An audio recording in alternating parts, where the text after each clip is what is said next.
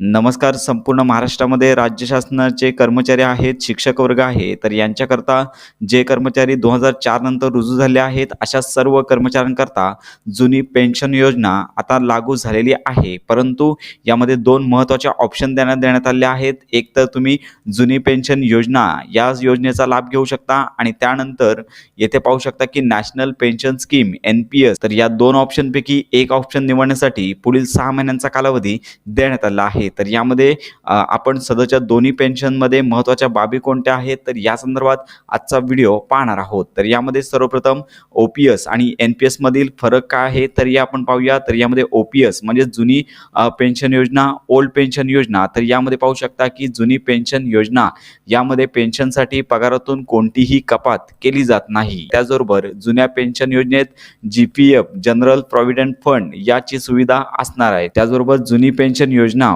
OPS ही एक सुरक्षित pension योजना आहे. ते सरकारच्या तिजोरीतूनच सदरचे पेन्शनचा जो लाभ आहे तो दिला जातो. तर या जुन्या पेन्शन योजनेअंतर्गत निवृत्तीच्या वेळी शेवटचा जो मूळ पगार असेल त्याच्या 50% इतकी पेन्शन जो लाभार्थी आहे त्यांना दिली जाते. तर लक्षात घ्या, जुन्या पेन्शन योजनेमध्ये 6 महिन्यानंतर महागाई भत्ता देखील लागू होतो, त्याला DA असं म्हणतात. यामध्ये जुन्या पेन्शन योजनेमध्ये निवृत्तीनंतर 20 लाख रुपयापर्यंतची ग्रॅज्युइटी मिळते. OPS म्हणजेच ओल्ड पेन्शनमध्ये सेवेदरम्यान जर कर्मचाऱ्याचा मृत्यू झाला तर त्याच्या कौटुंबिक पेन्शनची तरतूद या जुन्या पेन्शन योजनेमध्ये आहे आणि त्याचबरोबर सेवानिवृत्तीवर GPFच्या व्याजावरही कोणताही आयकर लागू केला जात नाही आहे आणि यामध्ये OPS मध्ये सेवानिवृत्तीच्या वेळी पेन्शन मिळवण्यासाठी GPF मधून कोणतीही गुंतवणूक करावी लागत नाही. आणि त्याचबरोबर पाहू शकता की OPS मध्ये 40% पेन्शन कम्युटेशनची तरतूद आहे. याचबरोबर नवीन पेन्शन योजना NPS कशी राबवली जाते तर याची आपण माहिती पाहूया. तर NPS मध्ये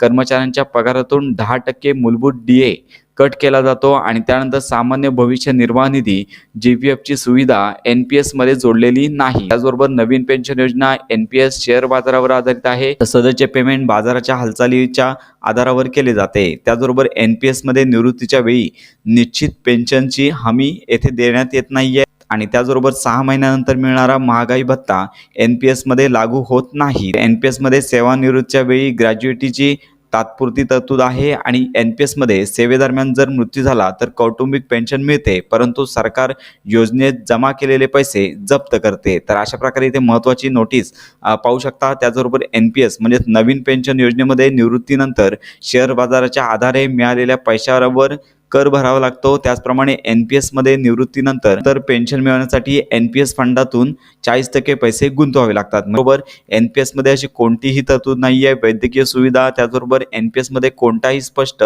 अशा तरतूद नाही आहे. तर अशा प्रकारे दोन्ही पेन्शन योजना जर लक्षात घेतल्या तर जुनी पेन्शन योजनाच ही लाभदायक आहे. तर अशा प्रकारे या दोघांच्या मधील तफावत आपल्या आजच्या व्हिडिओमध्ये पाहिली.